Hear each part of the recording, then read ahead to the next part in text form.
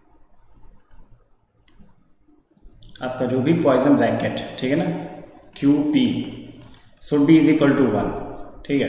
तो आप किसी का भी करते हो, मान लो अगर मैं इसका करता हूं तो भी 1 होना चाहिए, अगर नहीं होता है तो नहीं हो सकता है। इसका भी पॉइजन ब्रैकेट आपका 1 होगा तभी मैं इसको कैनोनिकल बोल सकता हूं कैसे यहाँ पे, ठीक है।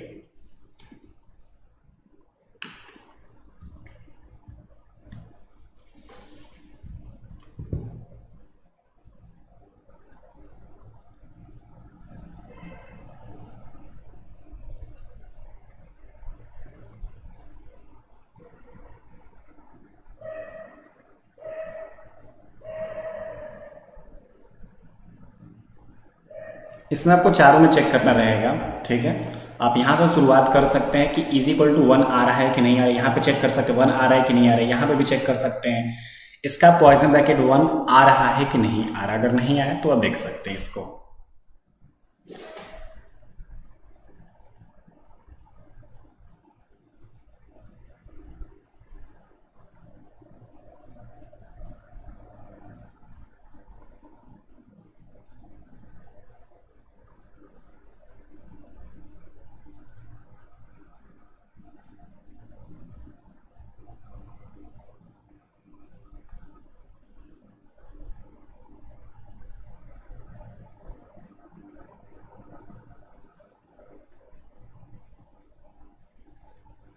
देखिए पहले वाले से हम शुरुआत करते हैं इसमें, ठीक है ना। पहले वाले के साथ चेक करते हैं क्या ये हो पा रहा है क्या।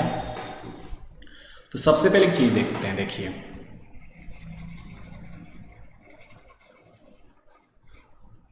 सिंपल सा फंड है, आपको साफ साफ दिख रहा है क्या करना है आपको। पहली बार मैं इसका कर रहा हूं, ठीक है, Q माइनस पी, इसका हम पॉइजन ब्रैकेट निकालते हैं। मान लीजिए यहाँ पे क्या हो जाता है ब्रैकेट में डेल क्यू अपॉन में del Q del minus P, ठीक है, अपॉन में डेल पी माइनस यहाँ पे कितना हो जा रहा है आपके पास डेल क्यू अपॉन में डेल पी, ठीक है, डेल माइनस पी अपॉन में डेल क्यू, ठीक है। ये चीज़ आपके पास है। अगर हम इसमें करें, मान लीजिए यहाँ पे ये आपको 1 इंटू माइनस 1, ठीक है, यहाँ पे आपका माइनस 0 इंटू 0, इसकी वैल्यू क्या आ रही है गाइस, -1 आ रही है, ठीक है। कैनोनिकल नहीं होगा ये आपका, ठीक है। ए तो नहीं हो सकता है, दूसरे में चलते हैं, ठीक है। दूसरा वाला पेड़ उठा के देखते हैं,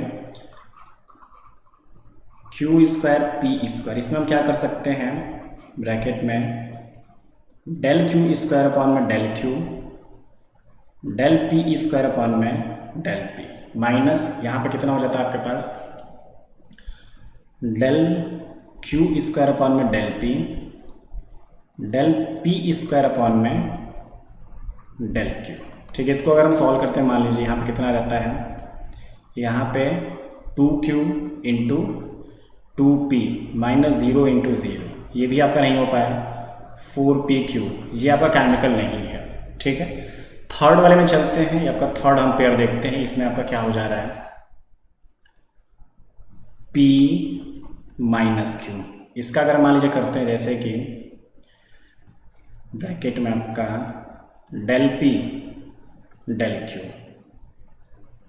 del minus q del p minus del p upon में del p del minus q upon में डेल q, ठीक है। अब ये देखो, ये जो आपके डिफरेंट कोऑर्डिनेट्स हैं, मतलब कि अगर मैं मोमेंटम का जनरलाइज कोऑर्डिनेट या फिर q के रिस्पेक्ट में अगर डिफरेंशिएशन करूँ तो ये आपका 0 तो होगा ही, या फिर अगर आप मोमेंटम जो भी आप देख रहे हो यहाँ पे p जो है, इसको मैं क्या करता हूँ, अगर मैं q को उठा के q को p के रिस्पेक्ट डिफरेंशिएट करता हूँ, पॉसिबल ही नहीं, यहाँ पे कोऑर्डिनेट है ही नहीं उसका, ठीक है। तो ये चीज़ तो आपकी पहली वाली 0 इंटू 0 हो चुकी है। अगली वाली देखते हैं -1 इंटू, इसको करते हो तो -1, कितना आया यहाँ पे +1 मेरा हो चुका है, ठीक है। अब ये जो कंडीशन होगी मेरी, वो क्या है आपकी कैनोनिकल ट्रांसफॉर्मेशन को सेटिस्फाई कर रही है, मतलब कि यहाँ पे जो आपका करेक्ट आंसर होगा ना गाइस, सी हो जाएगा, ठीक है। मतलब कि जो आपके पास p माइनस क्यू है ना यहाँ पे विल बी कैनोनिकल, ठीक है। तो जो आपके पास पेयर है आपका p माइनस क्यू वाला, वो आपका कैनोनिकल ट्रांसफॉर्मेशन का पेयर बना रहा है। ठीक है। इसको अगर आगे भी देखते हो तो ये भी आपको सेटिस्फाई नहीं कर पाएगा गैस, ठीक है ना। इसमें आपका 2 आपको देखने को मिलेगा, मतलब गड़बड़ हो जाएगा ये आपका पूरा का पूरा वैल्यू ही। ओके, ध्यान रखिएगा, बस एक ही चीज़ आपको ध्यान रखनी है, आपको Poisson bracket should be is equal to 1 कैसे भी करना ही है। अगर नहीं हुआ तो कैनोनिकल हो नहीं सकता, अगर हो गया तो अब आगे देखना है हमें, ठीक है।